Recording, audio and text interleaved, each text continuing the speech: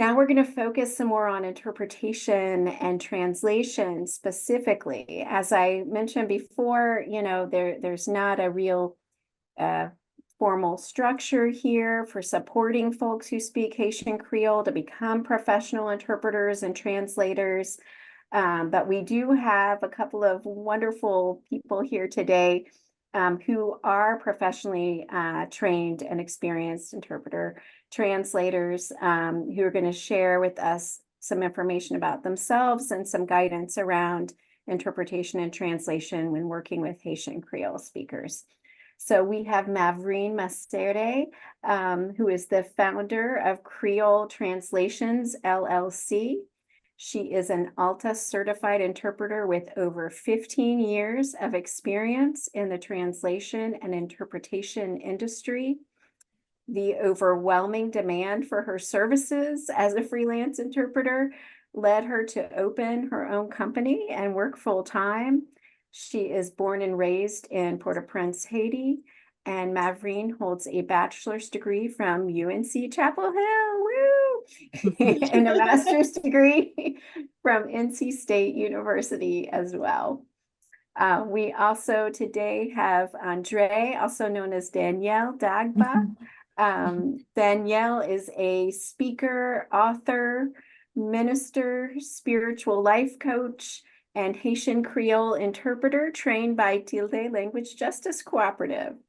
And as an interpreter for Church World Service in Durham, Danielle's life experiences and her spiritual training, and I will add her wonderful positive energy and spirit, provide a critical trauma-informed approach to language access. Again, so thankful to have you both here today. I'm gonna stop sharing my screen for a moment so we can have a bit of a conversation. So welcome to you both. Bonjour. Thank you. Bonjour, thank you. Bonjour.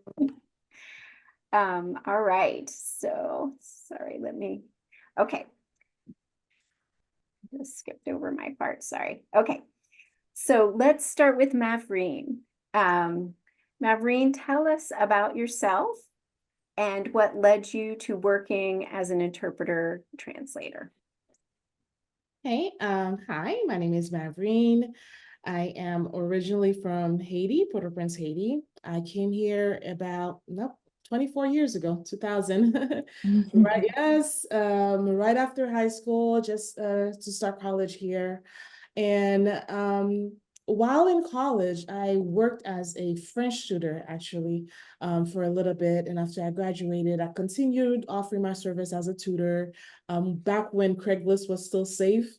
So I posted just an ad, offering my service as an interpreter in the summer. And a Catholic church representative contacted me. And they said, I see that you're from Haiti, and I know you're offering French tutoring services, but I have a few documents. We have a few documents that need to be translated to Haitian Creole. Would you be interested? And at the time, honestly, I did not think that was 2007. So about, I'm terrible in math. So it's been a while.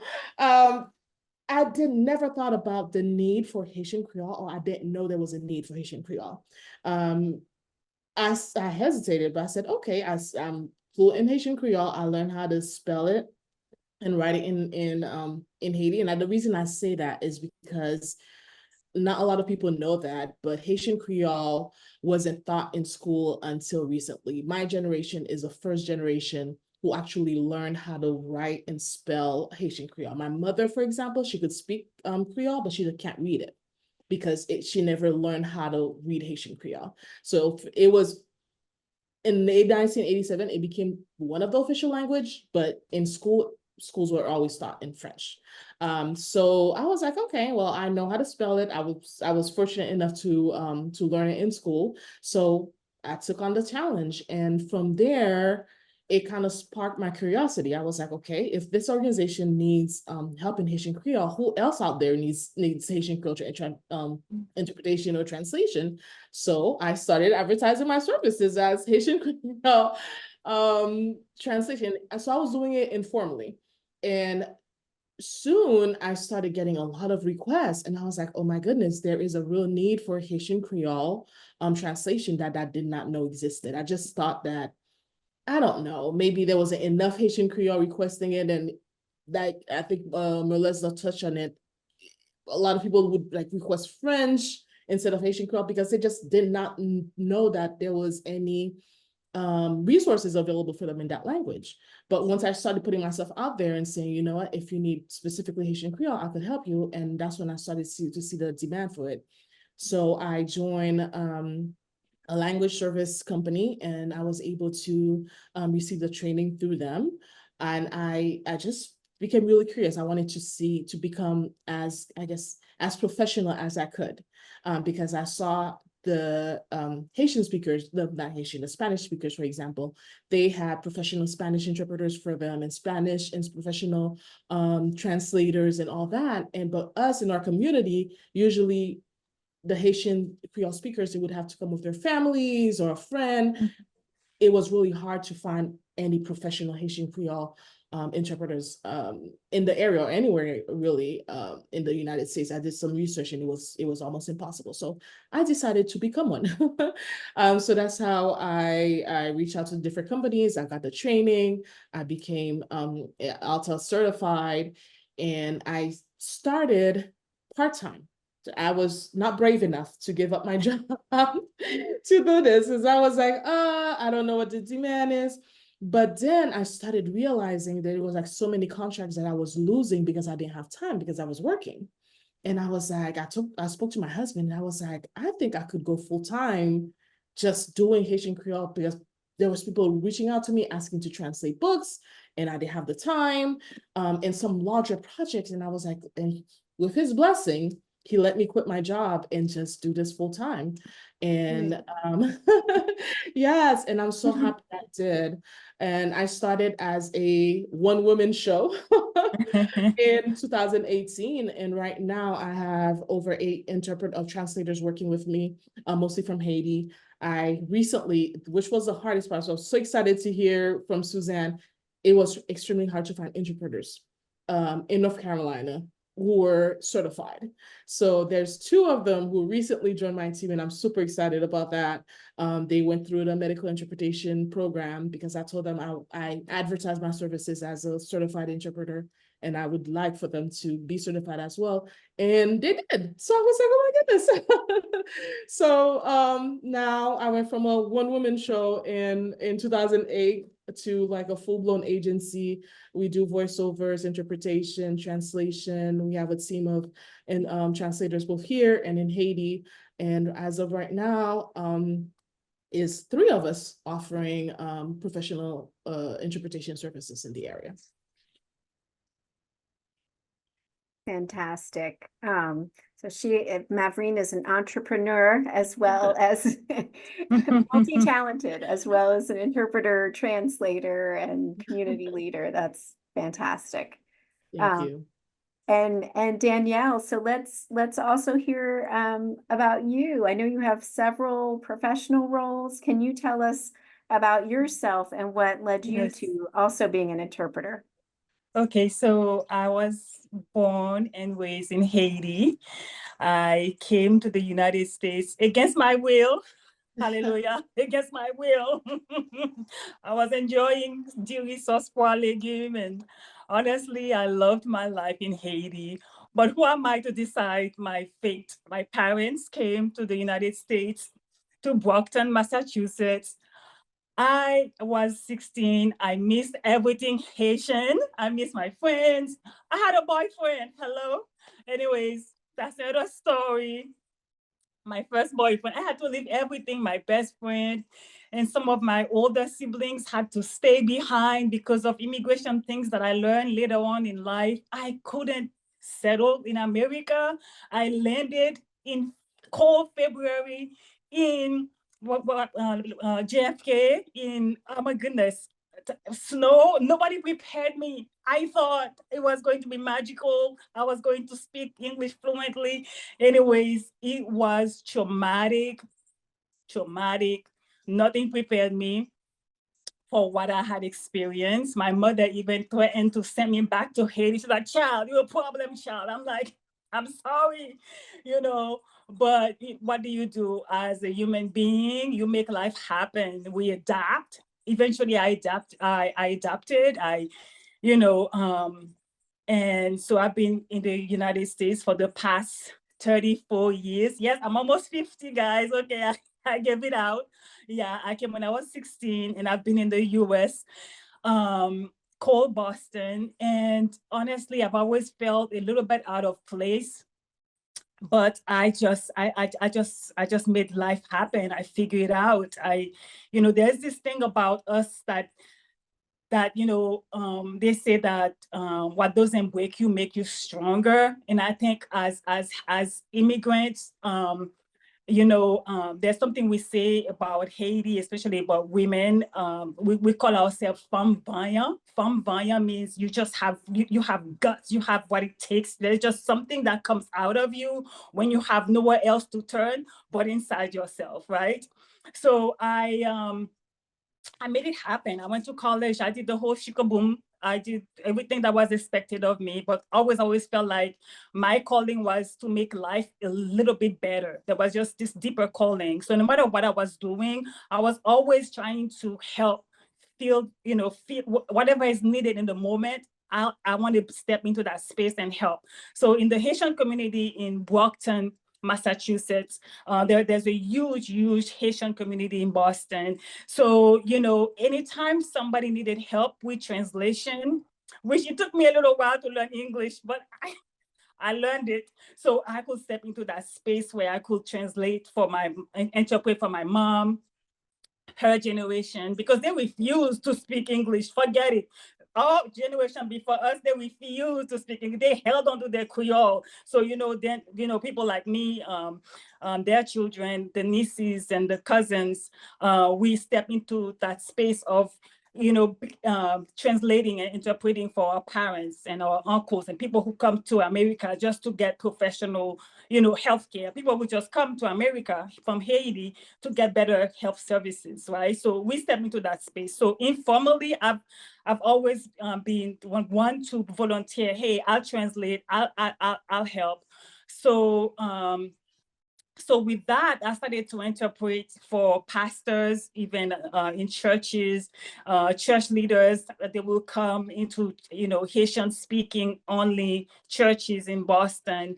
And then I'll be the one interpreting for the speaker or for the pastor. So that's how I started kind of like translating on and off in Boston. And then I had moved to California because my husband and I, we had started our spiritual life coaching business. So we thought California was a great place to kind of like, spirituality, but we didn't think about the taxes. Hey, we almost didn't survive. Hallelujah. But but we made life happen. We survived 7 years in California. I don't know who tickled our brain, but we got smart. We were like, we got to get the heck out of here. We can't even buy eggs. So we were like, okay, we got to figure it out. We just kind of like, where do we go next? We said North Carolina. I don't know why we picked North Carolina. We had never been to North Carolina. We landed in North Carolina with ourselves and the 2 children. We sold everything. Nobody wanted our children, so nobody wanted them. So we brought them with us. And we landed in North Carolina, not knowing where North Carolina was even in the map. We just knew it was the universe orchestrating. And I was so happy to have met Ms. Lena's. I was at a coffee shop. This is how you know God, something, there's a higher power. That's like, honey, boo-boo, I'm gonna help you, you lost. So we were in the coffee shop. And then I was speaking French to my husband. He's from Togo, so he speaks French. So we were speaking French, and Ms. Lena's auntie heard us speak French and interrupted our conversation. And it's been a blessing. It's been such a blessing because we were just ourselves. We don't know anybody in North Carolina. Like I said, we didn't know what the heck we're doing in North Carolina, except we couldn't stay in California anymore. So Ms. Lena's auntie connected us with Ms. Lena in Haitian of the Triangle. And it was like a warm blanket, having met Ms. Lena, knowing that there's a community of my people And then I was like, okay, I need to figure it out. We need to start making some kind of money because we were starting our spiritual life coaching over, getting new clientele. So I said, what can I do? And Ms. Lena had posted something about interpreting in Haitian Creole. I'm your girl. Hello. I've been speaking Haitian Creole all my life. Sign me up. I'm so grateful for you, Ms. Lena. So I just started to look into Haitian Creole and using that ability to help the community. And it's been quite a ride. And I love being able to step into that space where I can make somebody's life a little bit better. So I'm translating per diem. I'm only picking up a few hours. I'm available, guys. If you need somebody, I got time. I'm your girl. Reach out. I can help. It's been phenomenal. And just being in that space where I can give back to my community. I kind of been in my own little bubble of spirituality where I'm like, blissful, bliss out. But now I'm seeing the need for people like me that have the ability to step in and make life a little bit easier, make communication a little bit easier, because not being able to speak your language and express yourself, that in itself is traumatic. It's painful. So if I can step into that role and help, then whatever I can do, I'm available. To make a long story short. That's fantastic, Danielle. Thank you. Can you tell us a little bit more then about sort of how you feel like your trauma-informed approach, like your skills as a spiritual life coach and your personal lived experience and your training as an interpreter, you know, any tips maybe around that you could provide to folks on this call, local governments, community organizations, about how to, you know, provide trauma-informed language services for Haitian Creole speakers? In my field of spirituality, I have learned that we have our own individual trauma, right?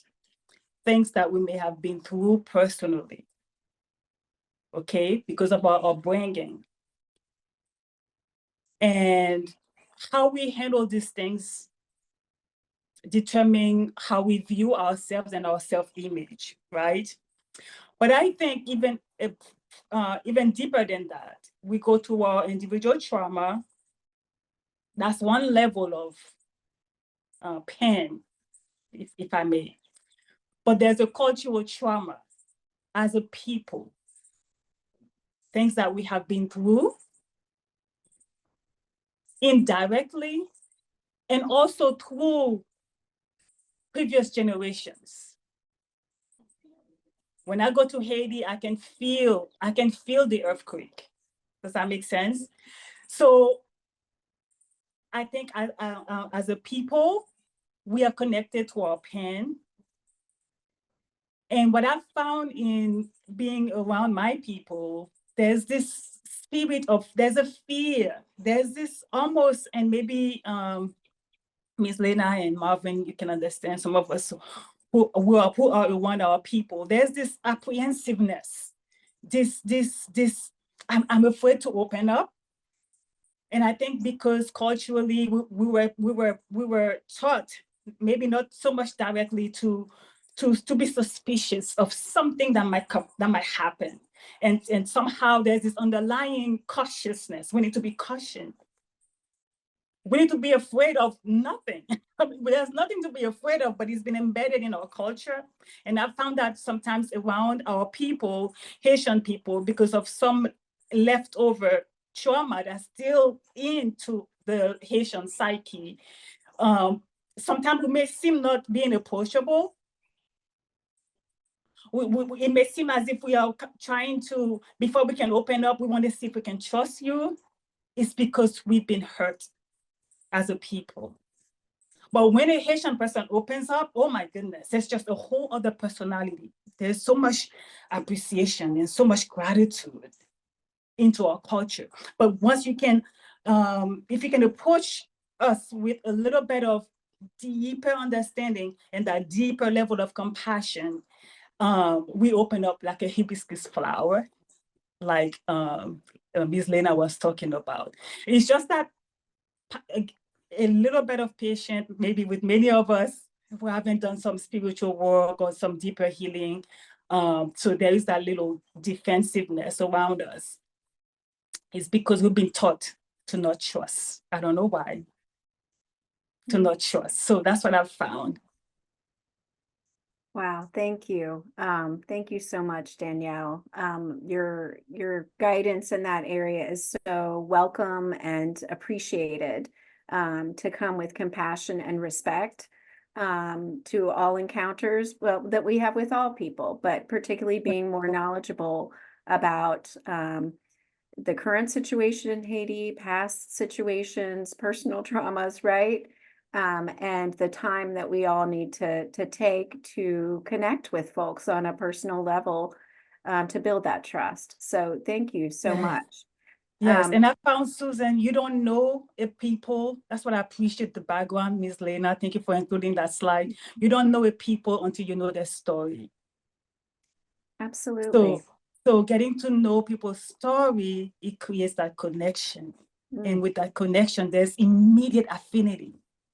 And people, when you come from a place of understanding, I open up. And then trust can be built.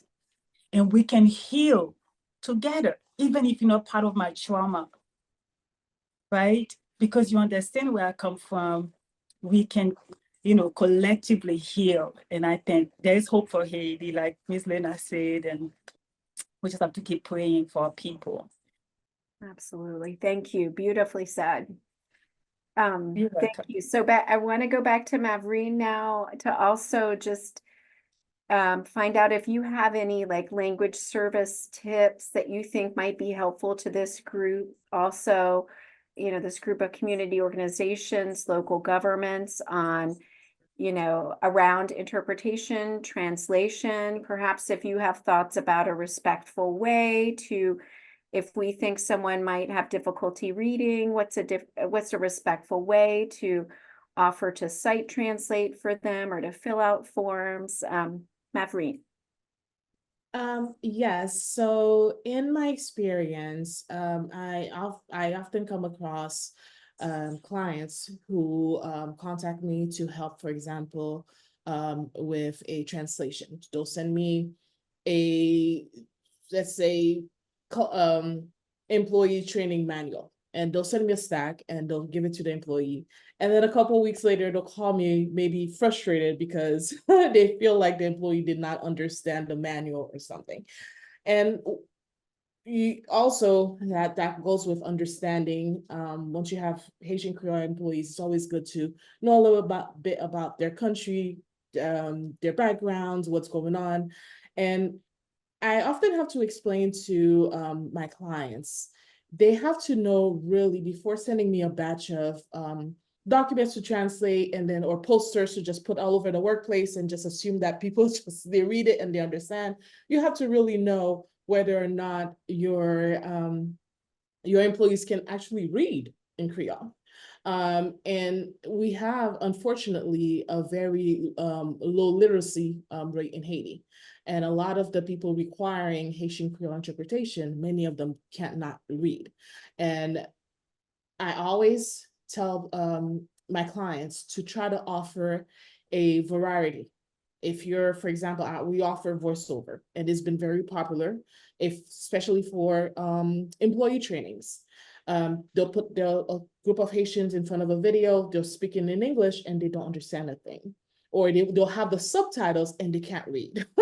So it's like, okay, and these are like sometimes really important safety videos that the employees have to watch, but the employers are not aware of that. So it's always good to offer the information a variety of way. Voiceovers, instead of the subtitles, you could do both. You do the subtitles for those who can read. You also offer voiceovers. Not everybody, Haitians have a lot of pride. Not everyone will come out and tell you that they can't read. Some can read, but maybe at a maybe elementary level, and some of the technical words that they use are not appropriate. And sometimes that happens. They'll send me a bunch of technical stuff, and I'm like, you have to bring it down a little bit, because maybe the technical terms You know, is it okay if I explain it? Because they'll be like, oh, well, I already sent you a one paragraph and you sent me a whole page. I'm like, because I have to explain those technical terms. If I put it like that, your employees may not understand. So knowing the cultural background, understanding the level of education that your employees have, and not, I could see how it could come out as being offensive if you just assume the person can't read, but just offering it in the information in a variety of ways, you don't even have to ask. Like if you give them the same information as voiceover, as in written material and interpretation, that could eliminate the, I guess, the uneasy feeling of having to ask somebody, or they putting them on the spot. Or you could ask them, you know, how would you prefer this information? Do we have this form to fill out? Would you like an interpreter? Do you want somebody to help you with both interpretation and translation? Just go ahead. Some will say yes, some will not answer. But I think we also always have to consider offering this, especially the important information, like the ones who have to do with safety, the forms that they're signing. They have to know what they're signing. So just giving them a form in Haitian Creole and not making sure that they understand. I always tell them, okay, give it in Haitian Creole, but sometimes they'll call me and put me on the line just to go through the form, make sure you can read it, make sure you can, oh, do you understand it? So don't just assume that because I translated all this stuff and I put all the posters all over the workplace, I've done my job. Make sure to follow up and ask them, do you understand? Would you like an interpreter? Should we get the training after watching a presentation? Would you prefer it in your language? So all of that. So just try not assuming that just one type of translation works for everybody, and being willing to offer the information in different ways.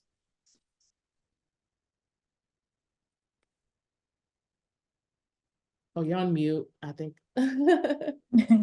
Thank you. Thank you so much. Wonderful examples and tips as well for making sure that we're meeting the needs of each individual, right? And not making assumptions, and tailoring our interpretation or language access to the needs of individuals in the population. So thank you so much. I wish we had all day to chat with each other. We have so many, wise, brilliant, beautiful people here to share with us. Just so thankful to have connected with you all, and to know about the multiple ways that you're already serving community and leading in community. And I see lots of folks wanting to connect through the chat, which is wonderful. If there are some questions that I'm able to follow up on afterwards, I'll be happy to do that. I just want to show a couple of slides here before we wrap up. Oops, pull this up. Sorry. Okay, so I will also be sharing, again, this with you all through email afterwards. But if you're interested in finding out, like yourself, like you want to learn Haitian Creole, here is some of the information about Duke University's program. We've got some of these community organizations that we mentioned earlier. We have Mavreen's contact information here with Creole Translations, and I saw Danielle had also put some of her contact information in the chat.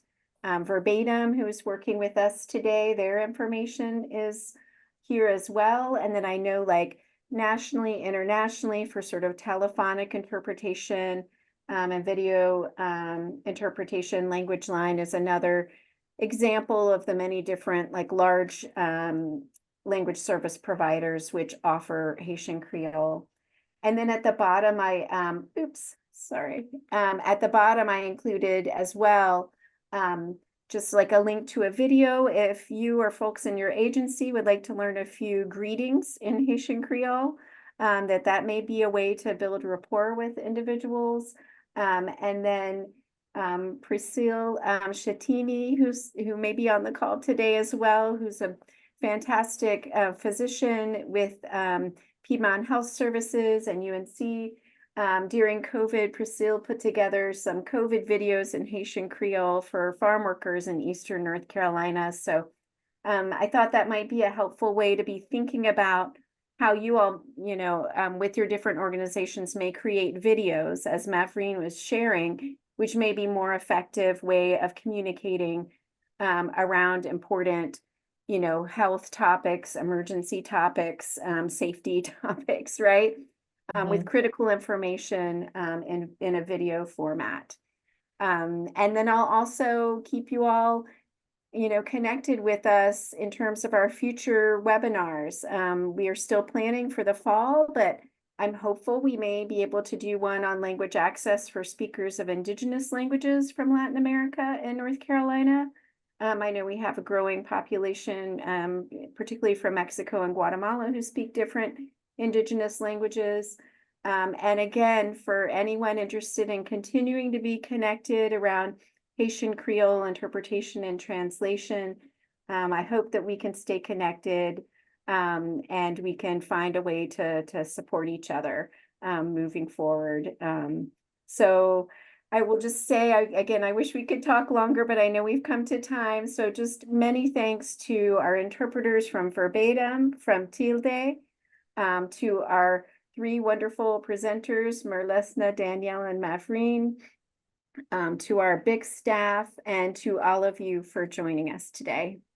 Many thanks, and I hope you all have a wonderful rest of your day.